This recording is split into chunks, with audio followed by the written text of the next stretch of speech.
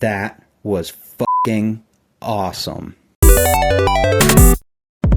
What's up guys, I am Iamlordapollo and welcome to today's video. It's been established on the channel that I'm a big fan of the Sci-80V franchise.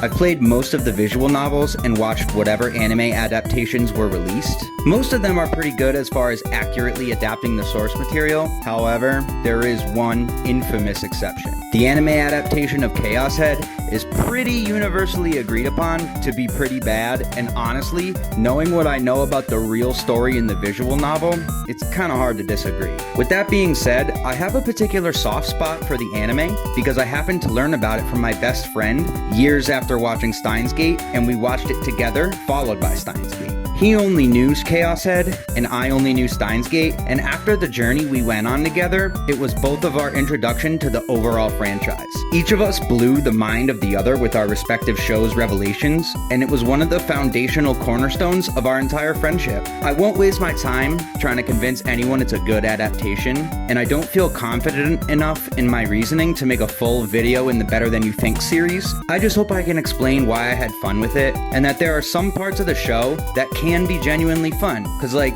the Chaos Head anime isn't that bad, is it?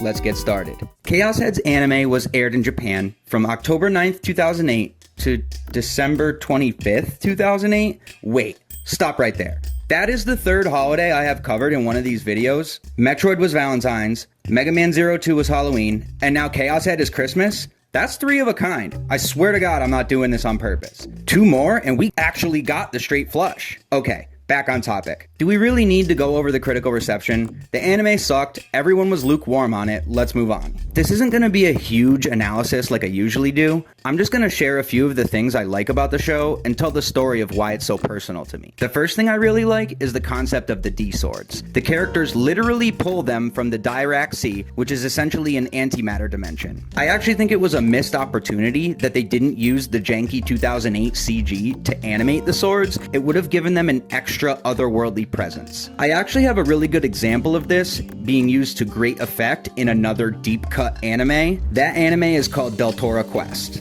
Long story short, the magic monsters that guard the magic gems are animated in CG, while the rest is animated regularly, and they look terrible. But since they are the only thing animated that way, it reinforces the idea that they are foreign and magical and don't belong in the universe. They're an aberration. If there are any artists or animators out there that see this video, please show me a sample of what it would look like if the cast had CG animated D-swords, and I will make an entire extra video showing off your work. Alright, next, I want to talk about the weeb stuff. I am not ashamed to admit that I have genuinely considered getting both the IR2 equation and the phrase, "those eyes whose are they?" tattooed on my body. One thing that no one can deny is that the anime made a genuine effort to coin those phrases and make them iconic, and they definitely succeeded. Even Steins Gate, the Sci-80V cash cow, has never coined such a memeable / tattooable phrase. You can maybe argue El Sci Congru, but that doesn't have anywhere near the level of impact as the IR2 equation or "those eyes whose are they?" The next point I want to make is about the combat. The fights in the anime are basic for sure, but they still accomplish everything important for a fight between Gigalomaniacs. Let's lay it all out. This obviously isn't a Goku versus Superman situation. No one is throwing punches. To be completely frank, calling them fights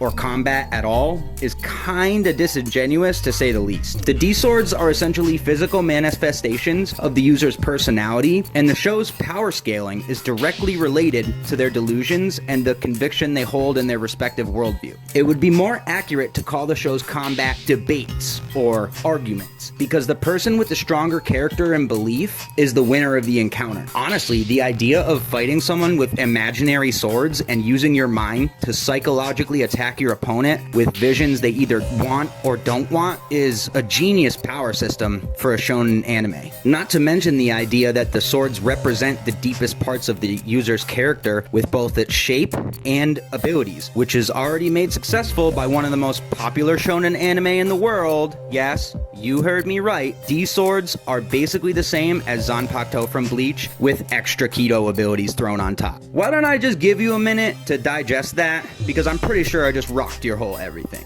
A few moments later. Okay, after the short break I just gave you, I want to make another point. The music. We're gonna ignore the super special song. Yes, very funny memes and stuff. Let's move on. Mature conversations all around. Normally, when some type of anime has a singer or a band or something, they usually just play the Japanese vocals for whatever part is sung. Not today, Satan. Stephanie Shea voices Ayase and sings the part magnificently. I looked online and couldn't find a version of Phantasm with her on vocals. We need it.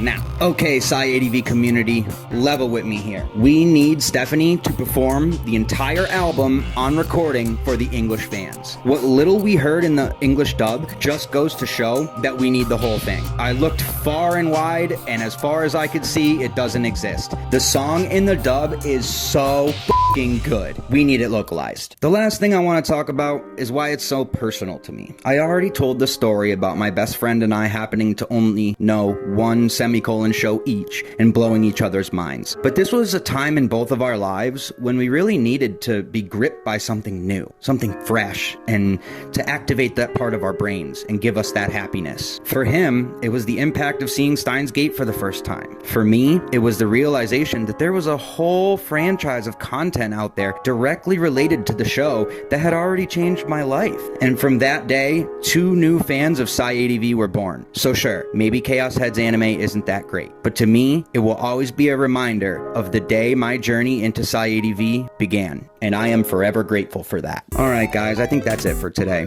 I know you hate the anime adaptation, and I can't even really fault you for it, but there are genuine good qualities in this anime, and I think I would be a fake SciADV fan if I didn't share them for everyone. I truly love the Chaos Head anime, I really do, and if you let go of your expectations and just give it a chance, I think you might too. Okay guys, thanks for watching. You know the drill. Subscribe. If there's anything I missed, let me know down below. Other than that, have a great day. I am Iamlordapollo, signing out.